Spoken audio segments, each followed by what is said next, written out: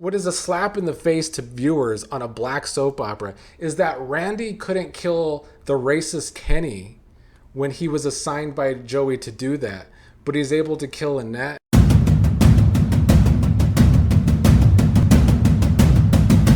What is up, everybody? Here to talk about today's episode of Beyond the Gates, a Thursday episode. I actually did a watch along to the episode earlier today. I'm going to try and do that more often.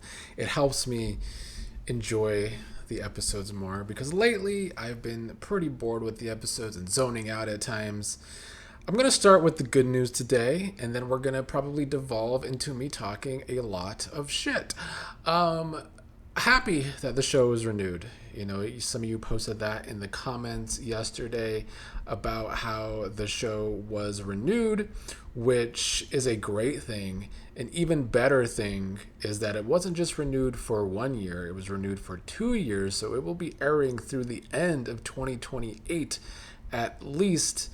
I'm trying to look up who actually gave me the news first yesterday. A lot of y'all did. But Deanne Harris was the first person to tell me in the comments yesterday. That's how I found out. It didn't pop up in my social media for whatever reason. But it's great news. 2 years for this soap opera. It has surpassed Generations. It's going to surpass Sunset Beach. It's going to last at least 4 years. That's great. That's great. What one would hope from that is that the head writers will see that and be able to take more risks now, because you have the next year to not have to worry about being renewed because you're already renewed for 2 years. Now, do I have faith that Michelle Valjean and Tracy Thompson are the head writers that are going to write us some good soap opera? Not at all. Not even a little bit. And my fear is that with this 2-year renewal, it's going to make production and the writers think, we're doing great. We're doing great. There's no drama on this show. The storylines go nowhere. No payoffs. We're doing great. And it's going to be more of the same for the foreseeable future. Because that's how soap operas tend to work these days, I fear. The same people stay in charge. Nothing ever gets better. But we'll see if that happens. Today's episode, for anyone that watched my watch along would probably know, you were probably able to see that towards the end of the episode where it was revealed that Lynette might be dead, my heart dropped to my asshole on screen during my watch along probably.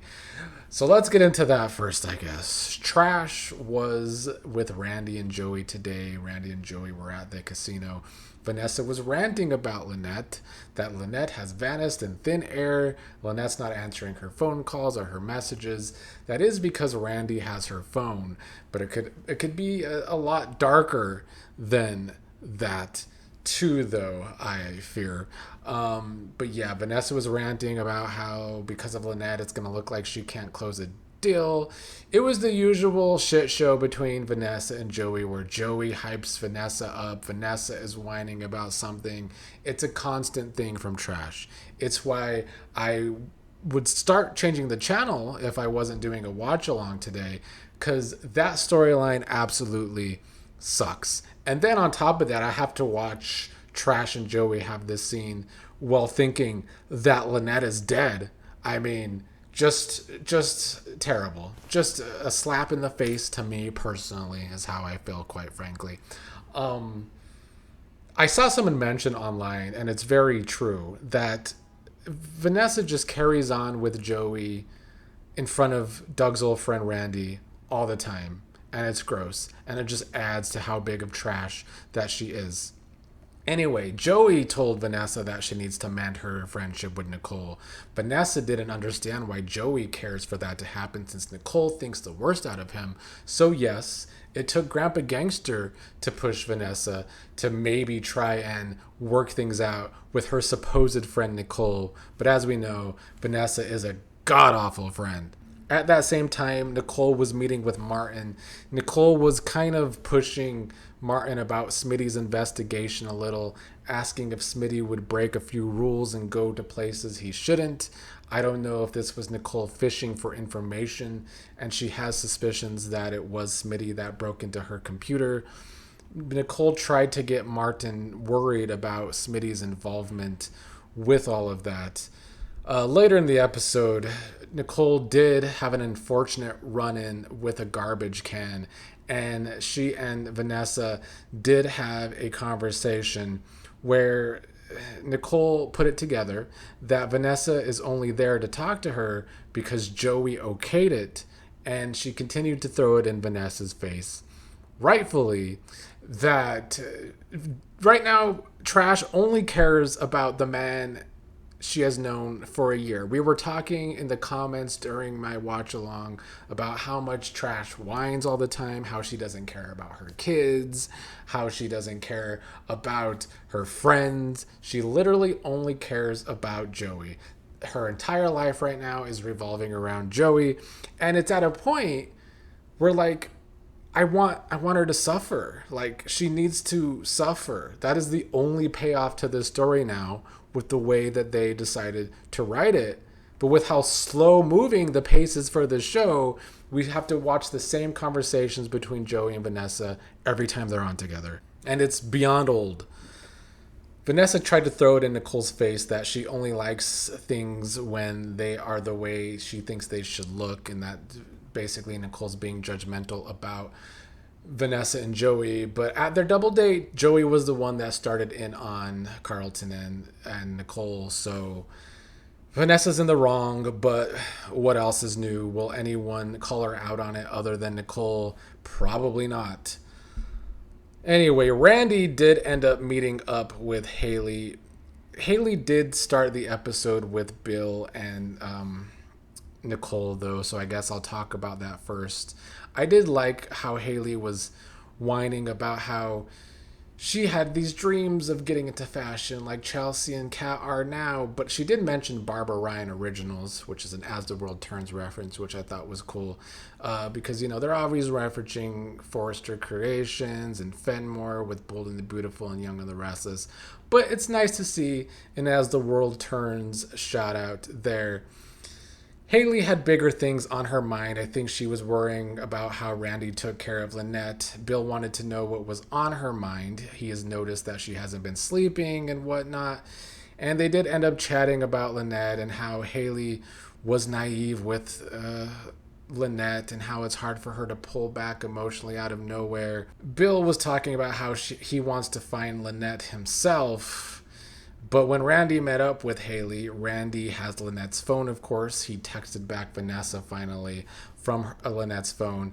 And then he told Hayley to not mention that she's heard from Lynette at all, and basically told Hayley that Lynette is gone for good, which seems like a dark thing, that Lynette is actually dead, which of course would piss me off, because I've been saying for months she's like one of the only enjoyable things in the show for me. So how am I supposed to sit here and just be okay with this? Like, I think it's an actual good decision. You make us suffer through Joey and Vanessa rinse and repeat scenes constantly, make us suffer through a Kat and Tomas relationship that not one single fucking viewer cares about. Not one single fucking viewer cares about that relationship, but let's kill off an actual dynamic character. Now, there's of course a possibility that this is a fake out, so I'm going to hold my tongue for now. But this is how I feel about this bad writing from Michelle Valjean. I think Michelle Valjean is a bad head writer. I mean, let's just call it what it is. She's allergic to drama. She doesn't know how to pace stories. She stops and starts stories. So much shit happens off screen. She really needed to keep Guza as her co-head writer, because without Guza, the show has been floundering on a creative level, period.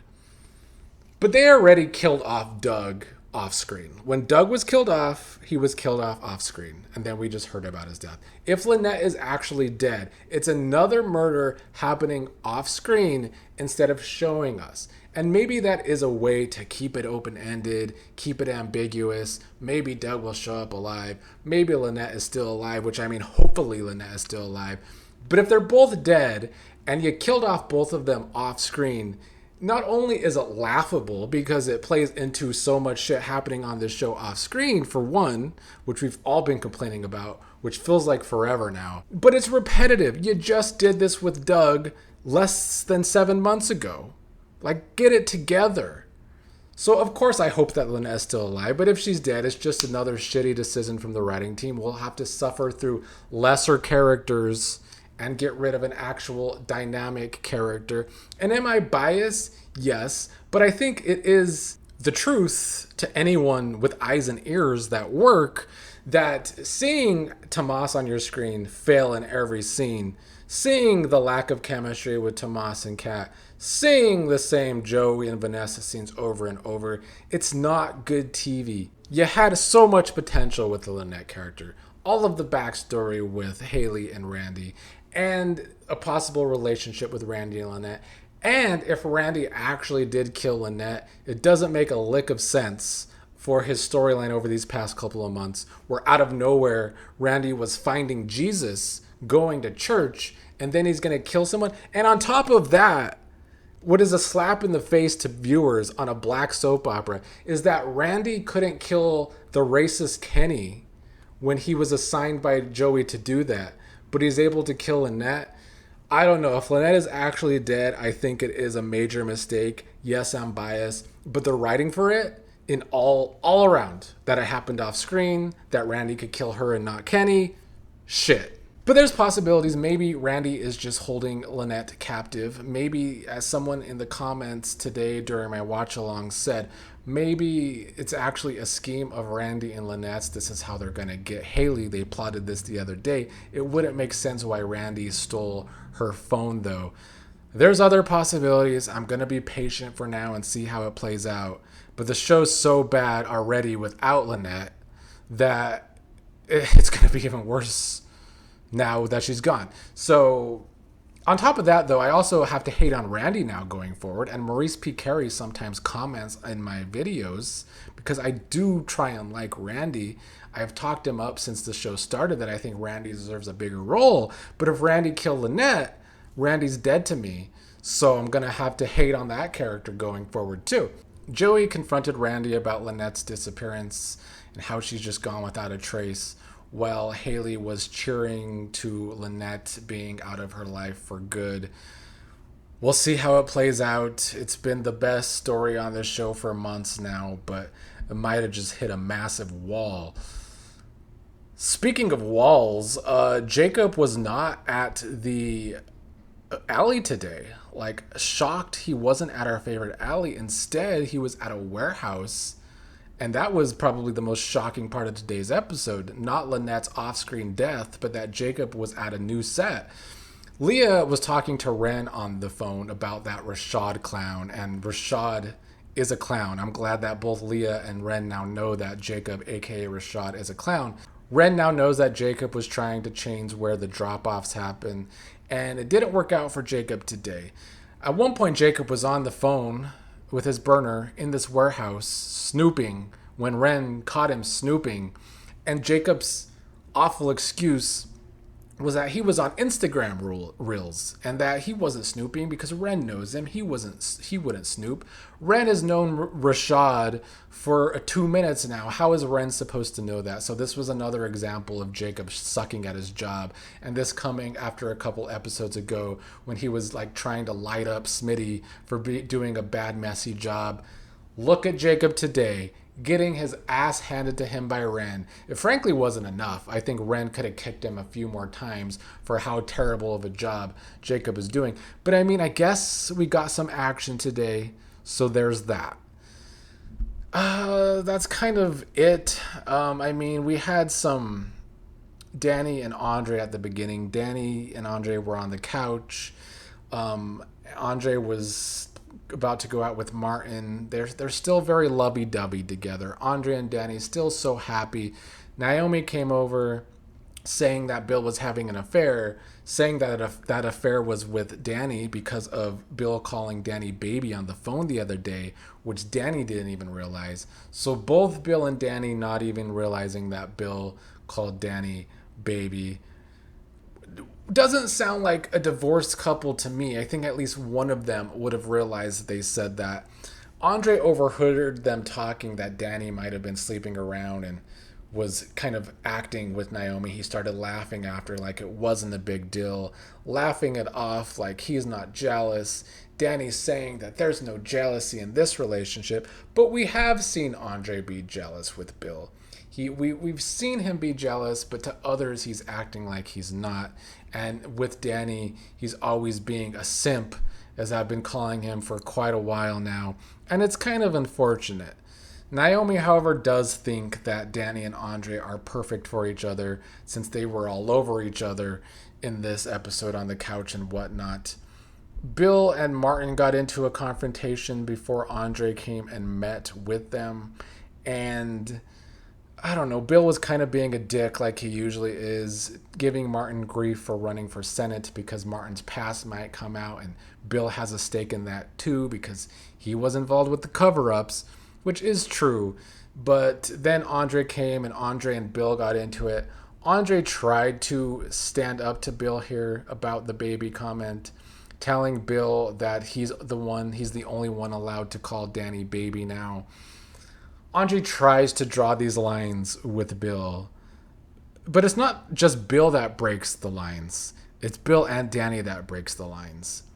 So at some point, Andre's going to have to see what he's been trying to deny, that Dani plays into this whole toxic mess with Bill too. The only other thing that happened in my notes was Chelsea and Kat, how they're going to go to some fashion thing in Tokyo that we're obviously not going to see because there's not going to be no Tokyo set. But then they started bickering again. It seems to be all they can do for Chelsea and Kat right now. They've gone from best of friends to always bickering. Maybe it's because they work together. Maybe it's because these writers don't have any good ideas for both of these characters.